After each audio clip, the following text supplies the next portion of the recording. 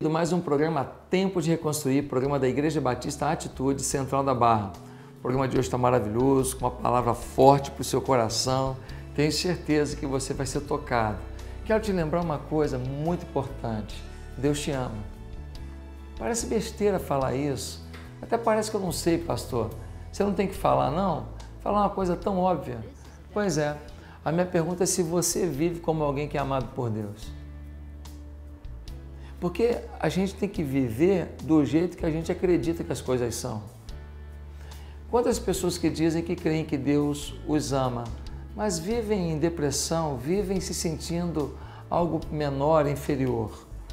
Quantas pessoas que dizem que creem que Deus os ama, mas eles não se importam com o que Deus pensa, não são obedientes a Deus, não estão nem aí para a palavra de Deus. Aqui, se Deus te ama, você não quer ouvir o que uma pessoa que te ama pensa para você?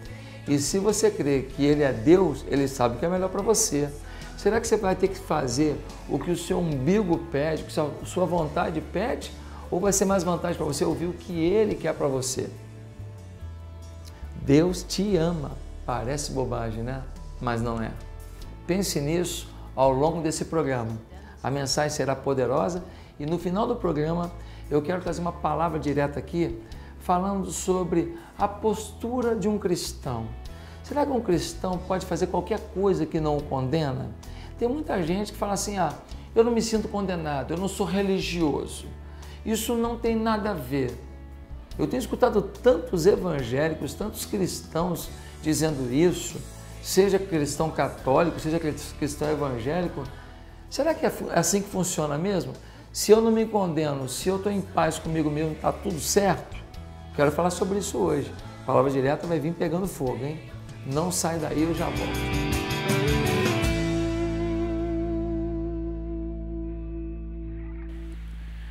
Não se brinca com a glória de Deus. Não se toma para si o que é de Deus. Deus te dá muita coisa, mas uma coisa Ele não te dá.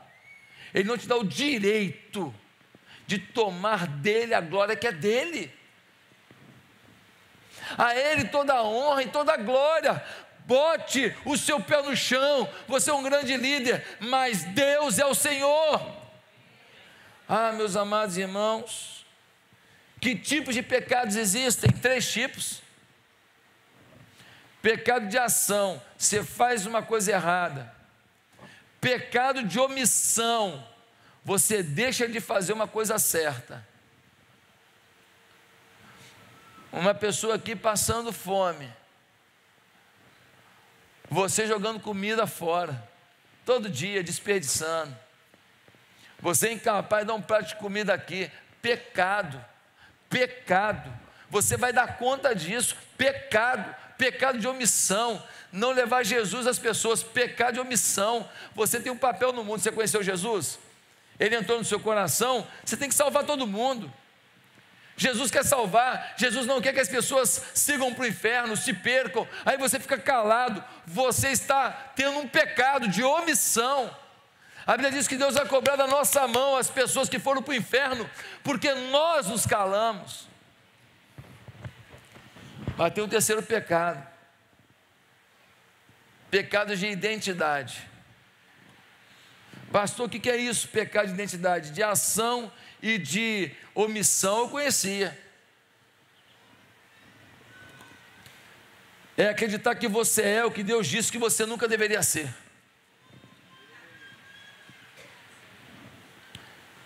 Deus disse que ninguém precisa ser ladrão, mesmo passando necessidade, mas você fala, não, dinheiro é meu fraco, não tem jeito, isso não tem jeito, isso eu não aguento, é meu fraco. Deus disse que ninguém precisava ser vingativo, mesmo quando foi maltratado, mas aí você fala, não, é porque meu sangue é sangue de Paraíba com sergipano, é peixeira, não tem jeito, Paraíba com sergipano, então não leva o desaforo para casa, e ele vai ver só e tal. A Bíblia diz que você é pacificador, a Bíblia diz que você é perdoador. O pecado de identidade é você não se ver como Deus te vê. É você aceitar uma identidade que Deus não deu para você. É um grande pecado. Quer ver um grande pecado? A pessoa fala assim: não, eu nasci homossexual, eu tenho que ser homossexual, eu sempre tive um jeitinho homossexual. Mentira. O zigoto de onde você saiu não era homossexual, não. A sociedade diz assim: não, você é isso mesmo, sempre reparei. E aí você vai absorvendo um conceito do mundo. Ah, mas pastor, eu olhei para um homem ali, eu achei ele bonito. Eu também posso achar um homem bonito. Ah, quanto homem bonito aí, ó. Não, pastor, mas foi um pouco além, foi um momento instável emocionalmente para você, que se dane esse momento, você tem que viver o que Deus quer que você viva, você tem que ser o que Deus quer que você seja, você tem que se ver como Deus te vê. E não acreditar numa mentira, de que aquilo que você pensou ou sentiu, aquilo vai determinar quem você vai ser e sentir. É homem ou é mulher, você tem que ser o que Deus quer que você seja, você tem que viver o que Deus quer que você viva, e se você não pensar como Deus vê você, você cometeu um pecado de não admitir a identidade de Deus para você. Quantas pessoas falam assim: ah não, eu sou depressivo, é de família. Ah, tá bom, você tem um problema de depressão, mas Deus diz na Bíblia que a alegria do Senhor ninguém nos tiraria. A Bíblia diz que a alegria do Senhor nos renova a cada dia. Então você tem que se ver como Deus te vê. Você é um gargalhador, você é um brincalhão. Pastor, mas eu não sou. Passe a ser, se veja como Deus te vê. Você é alguém que sorri da desgraça. E me ferrei de novo, eita ferro, eita lasqueira sua, tomei mais um preju, ei papai, prepara agora um presente aí multiplicado. Você tem que ser positivo, você tem que ser otimista, você tem que ser uma pessoa alegre com a vida. Perdi hoje, perdi amanhã. Eu perguntei para um homem milionário, falei: cara, qual o segredo de ganhar muito dinheiro? Ele falou assim: saber perder. Como assim? Quando eu começo a botar um dinheiro ali, o negócio não vai bem, eu analiso um pouquinho, vejo que aquele negócio está meio perigoso, eu saio fora e vou botar meu dinheiro em alguma coisa que daqui a pouco eu sei que eu vou ganhar aquilo que eu perdi. Eu não fico ali o tempo inteiro ali, tentando, onde eu já estou perdendo, o negócio está ruim não. Tem que saber perder para ganhar, porque a primeira perda é sempre a menor. Falei: opa, peguei. Às vezes o cara desmanchou com você, minha filha, você está desesperada, a primeira perda é sempre a menor.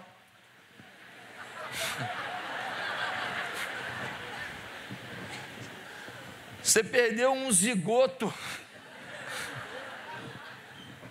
um embrião da maldade, está chateada. Você viveu um inferno, minha filha. Agradece a Deus que esse jaburu se foi.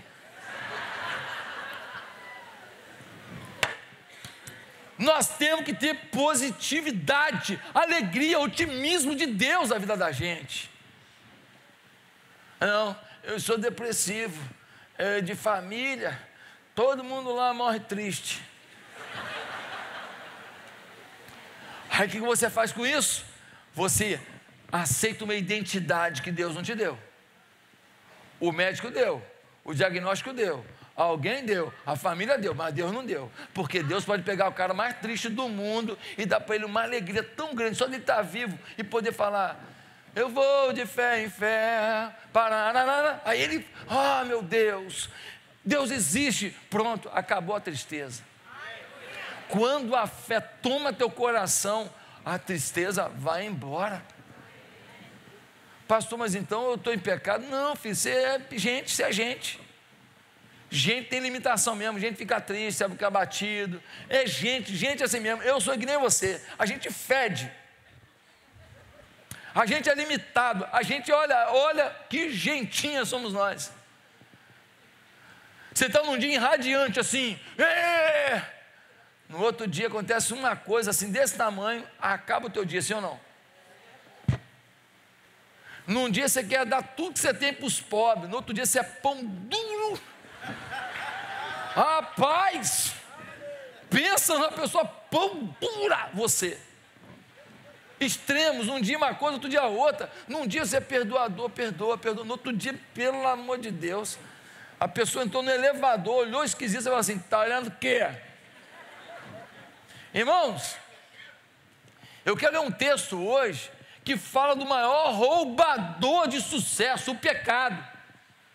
E eu quero fazer afirmações sobre o pecado aqui que podem mudar a sua história em direção ao sucesso. Podem mudar a sua construção de vida.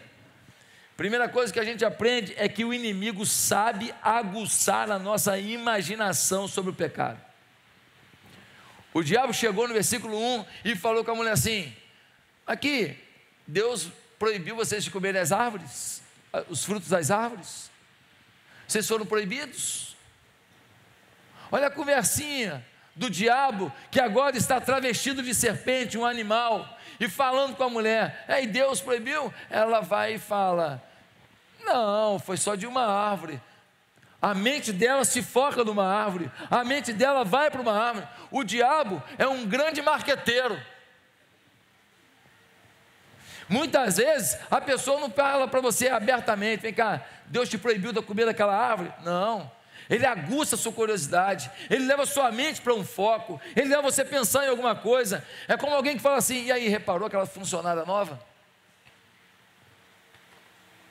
Ele não falou assim, adultera, não, ele falou assim: reparou na funcionária nova? É aquele que fala assim para você: aqui, cara, tomei uma cachaça inacreditável. Ele não te ofereceu, não. Ele só fala assim: tomei-lhe uma cachaça. Meu irmão, que cachaça? Você fala: eu quero. Ele vira para você e fala assim: cara, tem um amigo meu aí, descobriu um esquema no governo. Pô, meu irmão, aí, o cara comprou agora um X6 aí. Ele não te chamou para o esquema, não. Ele só falou com o amigo dele, descobriu um esquema. Aí você: mas como é que é isso aí? Pronto, sua mente já foi, seu coração já está se derretendo pela situação. Você já começa a se envolver. O nome disso é marketing.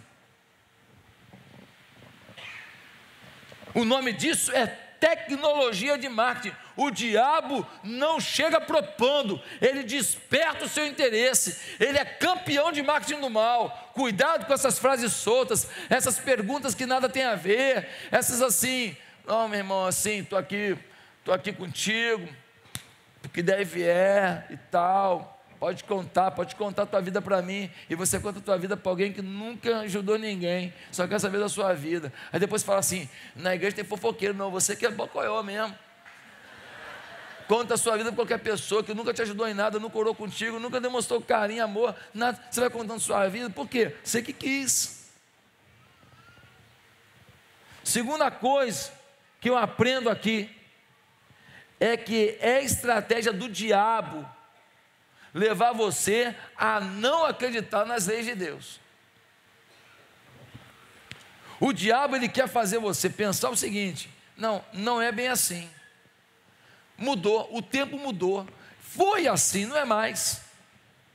Olha o versículo 4, versículo 3, ela diz assim, versículo 2: respondeu a mulher serpente: podemos comer do fruto das árvores do jardim, mas Deus disse: não comam do fruto da árvore que está no meio do jardim, nem toquem nele, do contrário vocês morrerão. Disse a serpente à mulher: certamente não morrerão. A serpente foi taxativa: certamente não morrerão. Irmãos, infelizmente está cheio de gente por aí fazendo igual a serpente. Certamente sexo fora do casamento não é pecado. Se é com amor, o que tem? Certamente a bebida não tem problema nenhum. A Bíblia só proíbe de embebedar. E é nessa que tem gente que está bebendo todas, é um bebum e não sabe ainda. Ele toma todas, ele só não sabe que ele é bêbado. Ele bebe todo dia, servo do Senhor, todo dia. Não, porque a piada maior é aquela assim: eu tomo um copo de vinho porque ajuda na digestão. Vai tomar um copo de suco de uva, miserável.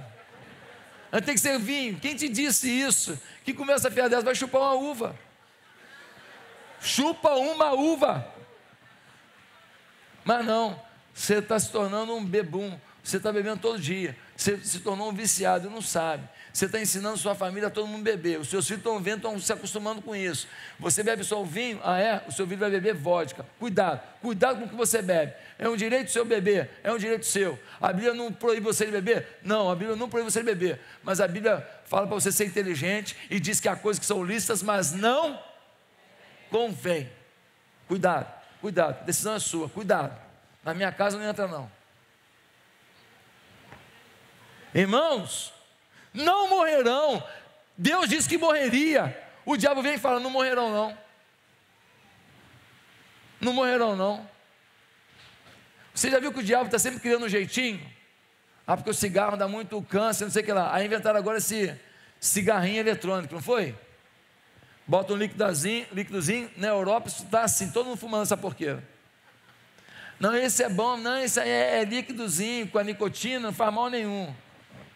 Qual a experiência que tem para saber disso? É daqui a 15 anos que nós vamos saber.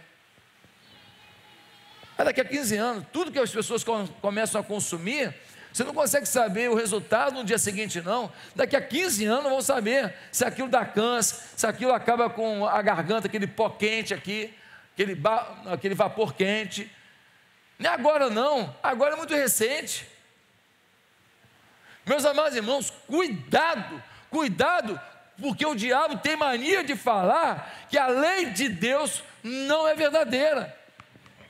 O maior escritor do Brasil, o maior vendedor de livros do Brasil, ele era um ateu convicto, um estudioso, um pesquisador, psicólogo, várias formações, desenvolveu técnicas psicológicas que são estudadas no mundo inteiro. E ele começou a estudar Jesus para desconstruir Jesus.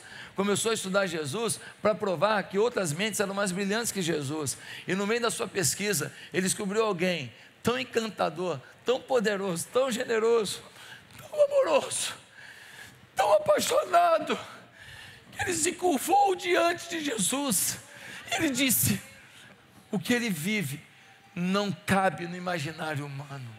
Meus amados irmãos, é desse Jesus que diz o que é pecado e o que não é pecado.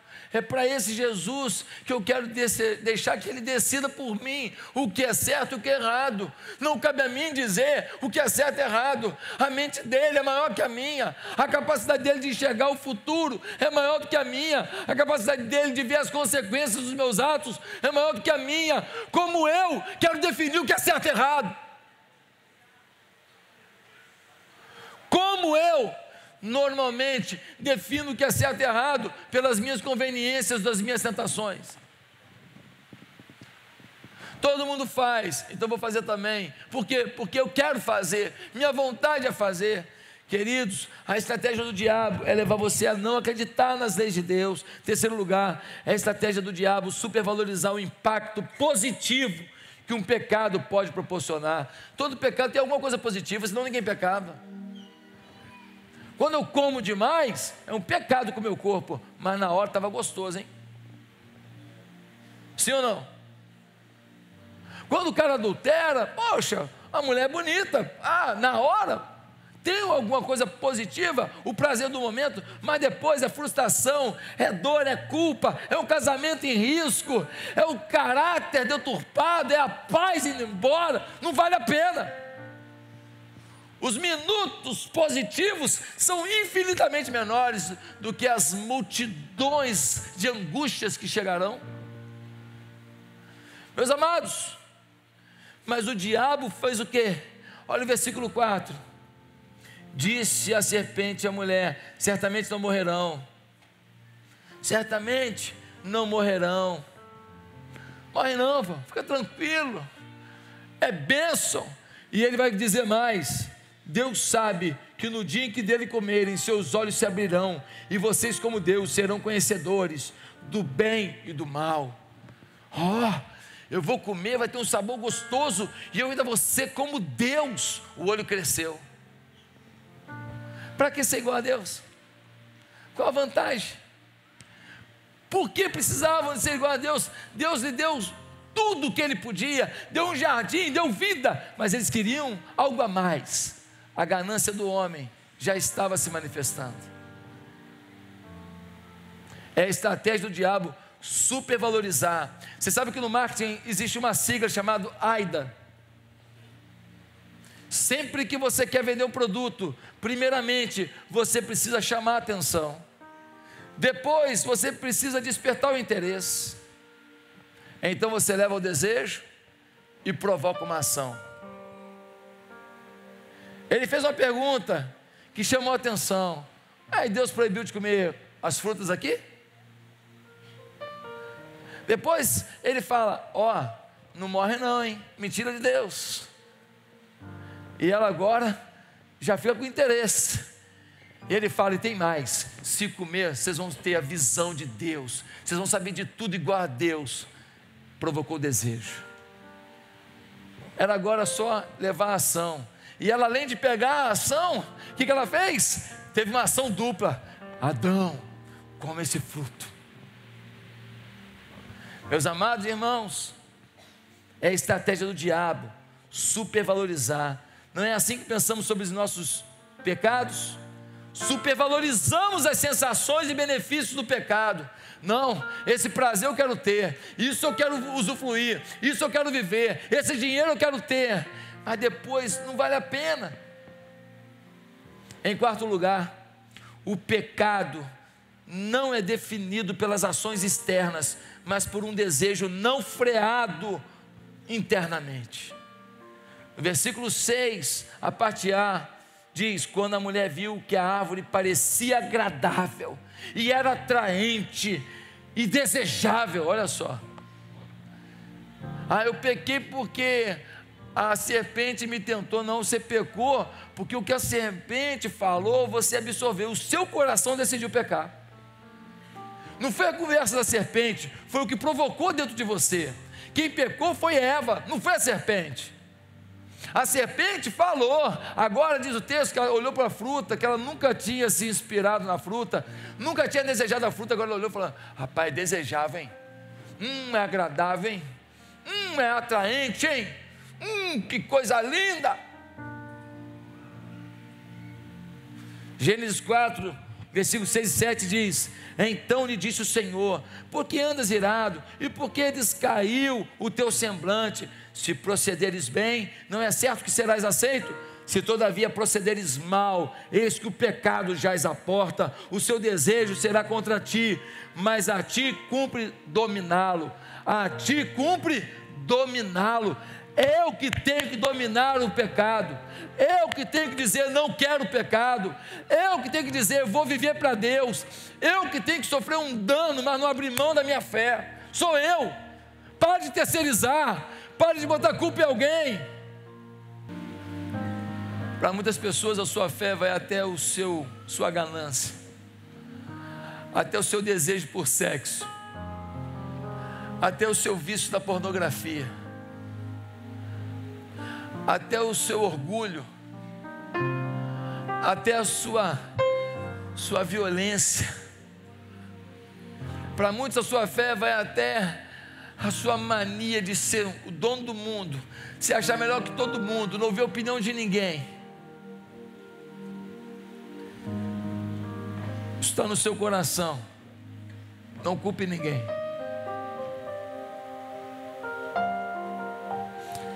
Mas eu aprendo aqui também que normalmente quem peca estimula os outros a pecar. A Eva pecou, pegou o fruto, levou para Adão, o mané ouviu, caiu também. Quem peca não quer pecar sozinho, quem peca quer que os outros provem da mesma lama, para poder dizer eu não peco sozinho não, é todo mundo. Por isso que tem gente na igreja que incentiva os outros a pecar, falar mal dos outros, falar mal de alguém, falar mal da sua liderança, incentiva os outros a chegar atrasado nos cultos, a não viver na igreja os caminhos de Deus, a não vir para as vigílias, a não estar nas células para ter comunhão. Eles incentivam os outros a ser igual a eles. Eu aprendo também nesse texto que o pecado sempre traz vergonha. No versículo 7 vai dizer o quê? perceberam que estavam nus. Eles estavam nus, mas não tinham vergonha. Estava tudo bem. Até porque qual o problema de estar nu? Não havia maldade nenhuma. Mas eles tiveram uma sensação, um sentimento. E olha isso. Tiveram vergonha de uma coisa que não precisavam ter. Meus queridos, o pecado faz isso. Faz você ter vergonha. Faz você ficar acanhado. Faz você começar a viver uma situação que não precisava viver. Quantas pessoas que fazem uma coisa errada e tudo que falam para eles já falam, será que descobriram? Será que alguém percebeu? Deu um vírus no computador. A mulher ligou para o cara e falou assim: o que é isso aqui no computador, hein? Falou: olha, foi a primeira vez. Foi a primeira vez. Ele se entregou porque a culpa o acompanha. E quando ela ligou para falar, está dando um vírus no computador, ele já falou, ela descobriu, deixa eu amenizar logo. Em sétimo lugar, eu aprendo que ao invés de tratar a razão da vergonha, nós somos tentados a dar paliativo para a vergonha. O que eles fizeram no versículo 7? Ficaram com vergonha, fizeram para eles uma sainha de quê? Folha de figueira. E folha de figueira não seca não? Folha de figueira não murcha não? Folha de figueira vai cobrir a nudez. Querido, você tem um pecado na sua vida, você tem um erro na sua vida, você quer fazer folhinha de figueira para cobrir a sua nudez, a sua fragilidade. Você quer, não, vou arrumar um jeitinho. Não tem jeitinho, arranca o pecado da vida, pede para Deus, vai para Deus.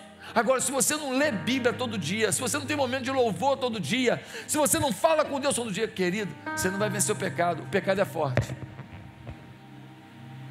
O pecado é forte. Ele não é maior que você, ele não é maior que teu Deus, mas o pecado, ele é forte. Você precisa todo dia ler Bíblia, todo dia ouvir louvores, todo dia encher sua mente, seu coração de coisa que te joga para Deus. O menino falou: eu não nego meu Deus, eu não nego meu Deus, eu não nego meu Deus. Que afirmação, que conduta. Você precisa agir assim. Quando estiver no meio dos empresários, todo mundo falando palavrão, falando de prostituta, falando de mulher, falando de dinheiro, de molecagem, de corrupção, você tem que ter posição, você tem que ter firmeza, você tem que ler a Bíblia toda hora que você puder. Dê uma brecha, lê um versículo, dê uma brecha, lê, dê uma brecha, escuta uma música, porque o mundo joga em você coisa ruim o tempo inteiro, ensina besteira, faz você acreditar no que não devia acreditar, porque Deus não concorda. A oitava coisa que eu aprendo nesse texto sobre o pecado é que o pecado te conduz ao isolamento, que nada te ajuda a vencer o pecado. Versículo 8 diz que eles o quê? Se esconderam na floresta para Deus não os encontrar. Toda vez que você está pecando, você tende a se isolar. A melhor coisa para o diabo é você se isolar. A Bíblia diz que quando você confessa um pecado a alguém, a pessoa te ajuda a vencer e você a ser curado. Mas você está com o pecado e você se isola. Melhor coisa do mundo. Melhor coisa para o assaltante é você andando sozinho num lugar ermo. Melhor coisa para uma fera é você sair da sua manada e ficar sozinho, porque é mais fácil te atingir. Melhor coisa para o diabo é você não contar para ninguém o seu pecado, não pedir ajuda de ninguém, tentar vencer sozinho. Mas tem 3, 4, 5 anos que você tenta e não consegue.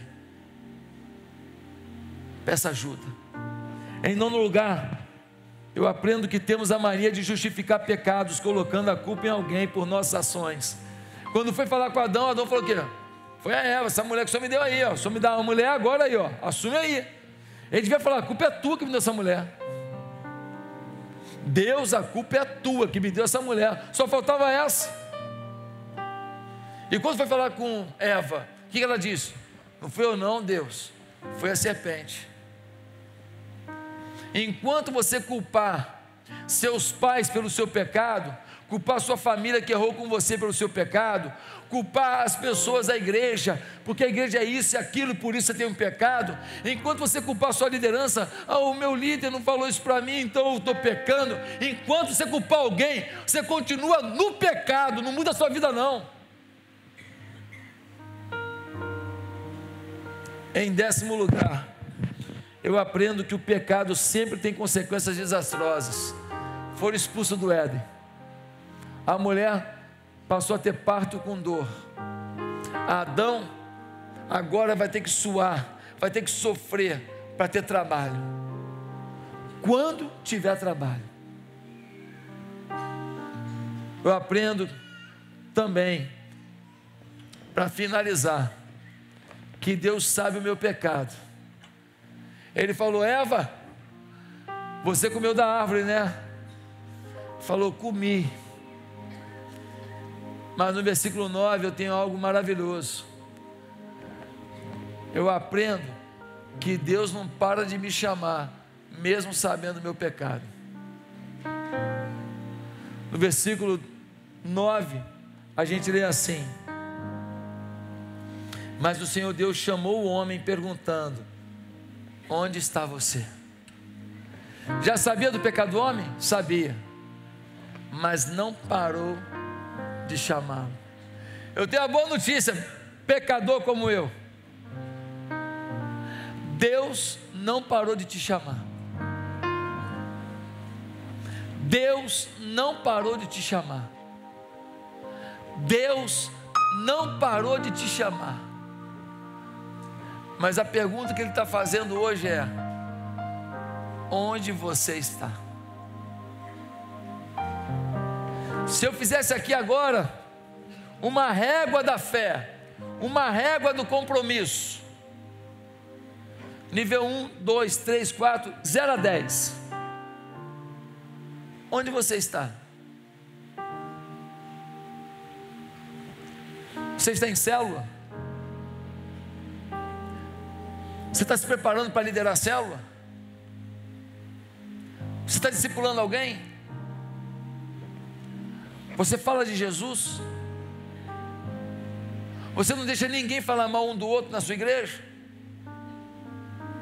Você promove amor por onde você passa? O seu testemunho no seu trabalho, na sua rua, na sua vizinhança, é bom? Você procura ter testemunho de amor a Deus e de fé? De 0 a 10, onde você está? Queridos, 2 Coríntios 5, 21, aquele que não conheceu o pecado, Ele o fez pecado por nós, para que nele, Jesus, fôssemos feitos justiça de Deus. 1 João 1, 7 a 9, se porém andarmos na luz, como Ele na luz está, mantemos comunhão uns com os outros, e o sangue de Jesus, seu Filho, nos purifica de todo pecado. Se dissermos que não temos pecado nenhum, a nós mesmos nos enganamos, e a verdade não está em nós. Se confessarmos os nossos pecados, Ele é fiel e justo para nos perdoar os pecados e nos purificar de toda, repita comigo, de toda injustiça. Hoje é dia de zerar a conta. Hoje é dia de pegar todos os nossos pecados e falar assim: pecado maldito do inferno, volta para lá. Eu não vou deixar você, pecado, roubar os sonhos de Deus. Não vou deixar, pecado, você roubar o meu jardim do Éden. Eu não vou deixar, pecado, você roubar o meu pomar de árvores frutíferas. Eu não vou deixar você, pecado, roubar o meu contato com o leãozinho, que eu adoro brincar. Você não vai roubar minha família, minha paz, meus valores, meu coração, meus desejos, meus sentimentos, meus sonhos. Quem hoje está dando um decreto de despejo para o pecado? Quem hoje está dizendo: pecado, chega, eu agora vou viver em Deus uma nova vida, um novo jeito de viver? Bíblia, oração, porque sem isso não vai ter jeito. Sem isso não tem fé, e sem fé você perde para o pecado. Porque o diabo não vai parar de tentar. Você vai sair daqui, ele já vai estar te tentando 5 segundos depois. Quem hoje quer dar um decreto definitivo de tchau para o pecado e dizer, eu sou filho de Deus? E já vai a dica aí, pastor Felipe. Quem vai declarar isso hoje? Eu sou o filho de Deus. Curva a sua cabeça.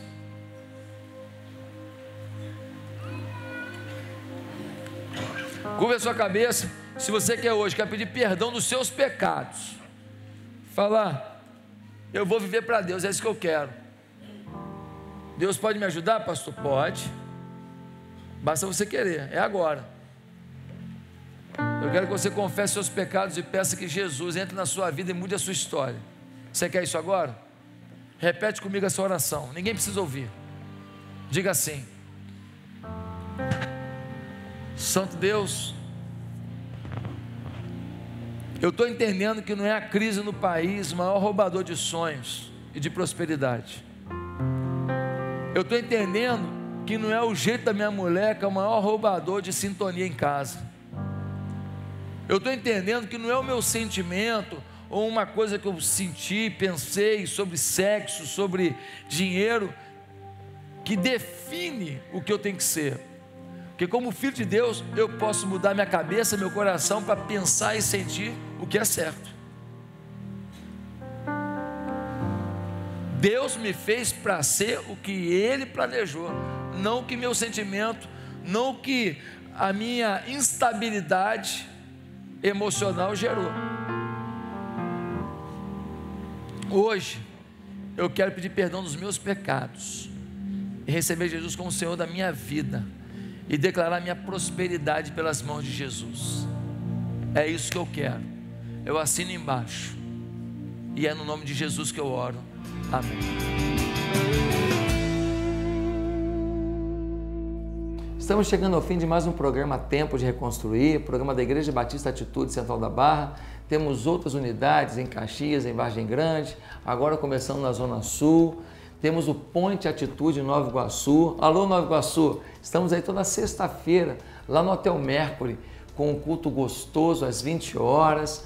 Você pode se envolver com a igreja. Se você está no site da igreja, ibatitude.com.br, tem um monte de informações lá.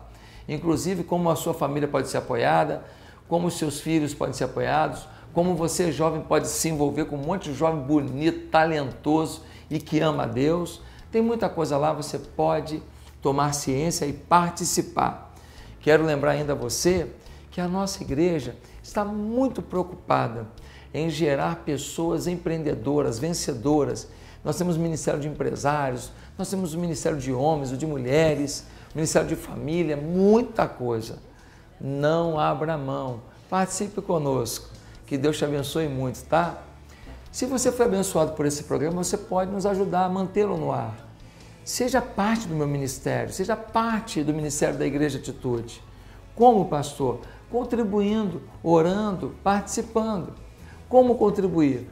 Tempodereconstruir.tv. Tempodereconstruir.tv. Entra lá e aperta em contribuição. Diga quanto você pode contribuir no cartão, no boleto bancário, você que decide. O importante é você estar conosco. Eu conto com você, me ajude. Amém? Bem, fica agora com a palavra direta. E a palavra direta de hoje vai ser sobre um assunto importante. Você é cristão? Você pode viver do jeito que você quiser, não importa o que os outros pensam, a sua vida você que decide. Eu posso ser cristão e ser isolado do pensamento dos outros. A frase não tem nada a ver, eu posso aplicá-la tranquilamente? Bem, vamos pensar sobre isso daqui a pouco. Mas antes eu quero orar com você. Senhor, muito obrigado por mais um programa Tempo de Reconstruir. Te peço que haja milagres na vida daqueles que oram comigo agora. Milagre de cura divina agora, de câncer, de AIDS, de hipertensão, de problema de coração, Deus, de problema no rim, de problema de cabeça. Cura agora, libera a cura sobre a vida desses telespectadores.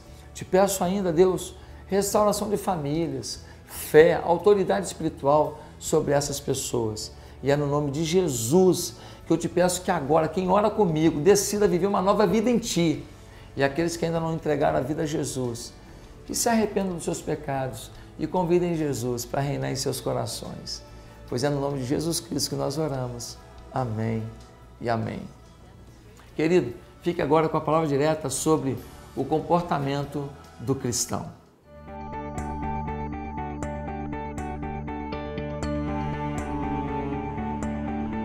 A palavra direta de hoje é sobre o comportamento do cristão.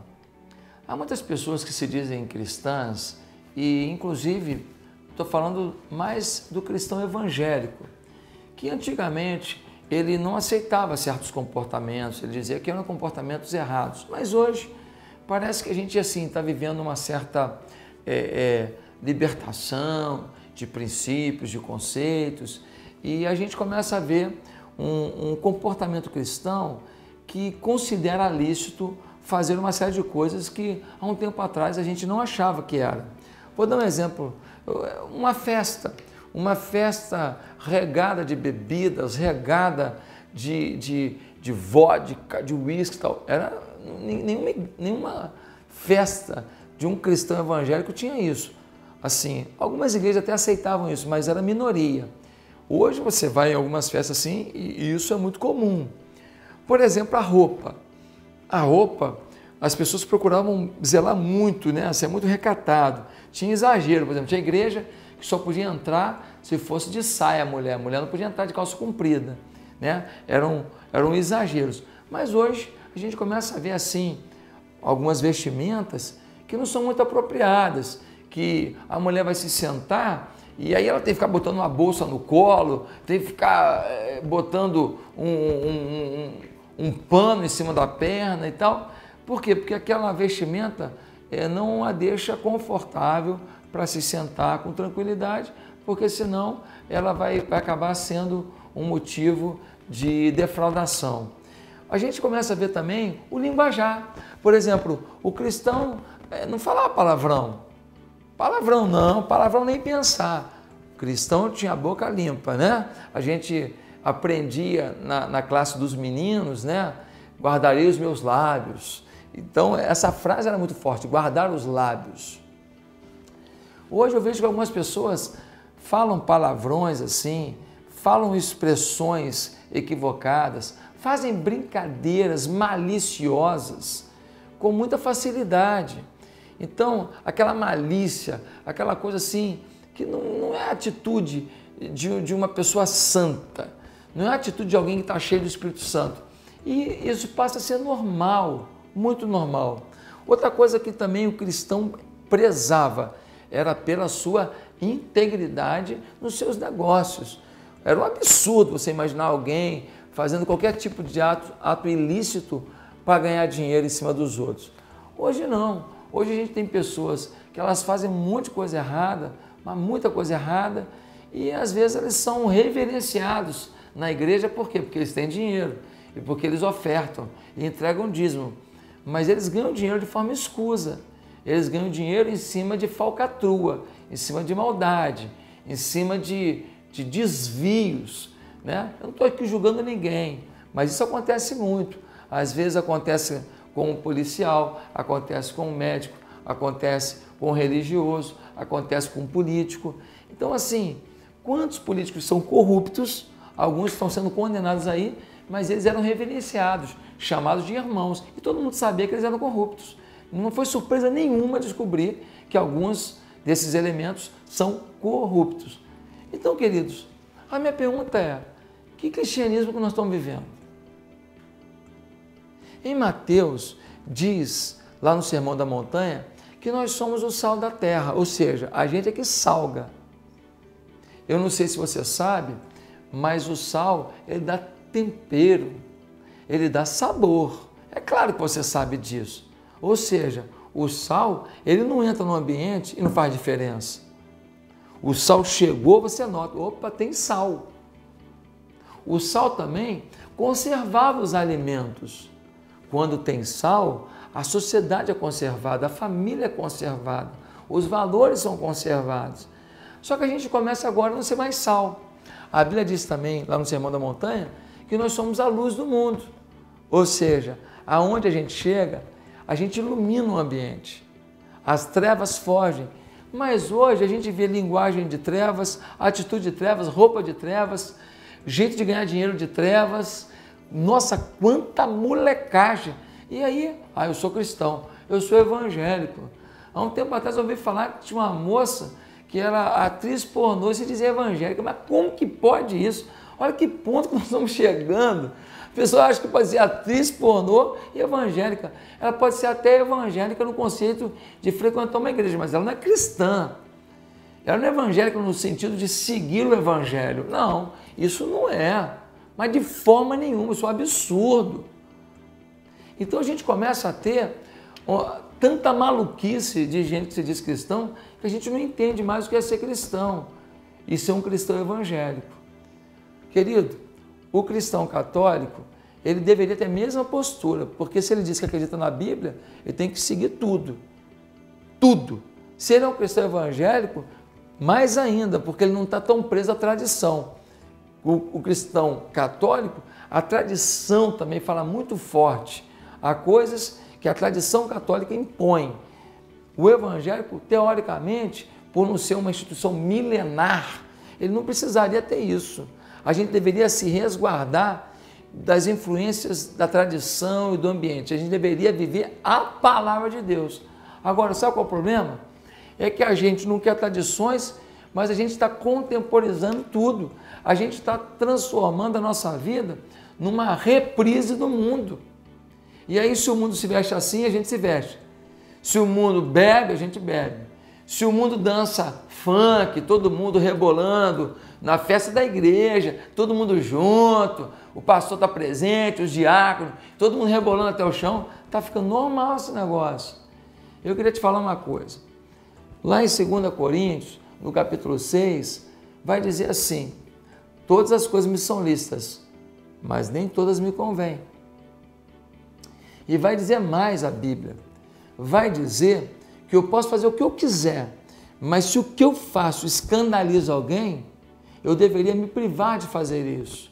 Se o que eu faço pode levar alguém para a ruína, para o pecado, eu deveria abrir mão. Porque se eu não abro mão, eu não estou sendo cristão. Como assim, pastor? Como assim? Quando você enche a sua cara, porque esse papo de beber socialmente, me poupe, me poupe. A bebida é uma coisa que a gente não sabe até onde a gente vai. Tem gente que consegue ter controle, tem gente que não consegue ter controle nenhum. E se não tivesse bebido, não saberia que não tem controle. Então, quando a gente vai por esse caminho, aquela pessoa que se converteu e veio do mundo para a igreja, e chega nessa festa e tem vodka, uísque, e rum, e licor, e cerveja, e vinho, vamos lá. Esse camarada que tinha problema com álcool, ele chega numa festa de casamento, escuta um pastor pregando uma coisa linda, ele se emociona, ele chora. Aí depois ele senta numa mesa, aí vem o pessoal começa a servir para ele uma cerveja, ele tum. Serve para ele uma vodka, ele tum. Aí ele vai lá no pessoal preparando lá uns beer night lá, aí ele vai lá e tum. Daqui a pouco esse homem que se converteu, mas que tinha um passado de dependência do álcool, numa festa espiritual, ele se embebeda. Você não se embebedou, mas você foi o trampolim para o salto de alguém em direção ao abismo. Deus vai te cobrar. Não vai não. Vai cobrar sim. Porque você é a luz do mundo. Ele não diz que você vive para você. Ele não diz que você é a luz para si mesmo. Ele diz que você é o sal da terra. Ele não diz que você é o sal para você mesmo. É o sal para a terra. Você que ilumina as pessoas, você que salga as pessoas. Se você é cristão, você tem que viver assim. Então a minha palavra hoje não é de acusar quem bebe, quem vai numa festa assim, assado, não é de dizer que você não pode ganhar dinheiro, não. Eu não estou aqui para te acusar. Eu só queria que você decidisse ser cristão de verdade. Porque um dia, diante de Jesus, você não vai poder dizer, não tem nada a ver. Ele é o juiz, não é você. Ele que determina o que é certo e o que é errado, não é você. Se a tua atitude escandaliza alguém, pare, por amor a alguém. Não vou viver em função dos outros. Por que não? Jesus viveu em função da sua vida, a ponto de morrer por você. Você não pode abrir mão de alguma coisa por alguém? Que Deus te abençoe. Amém.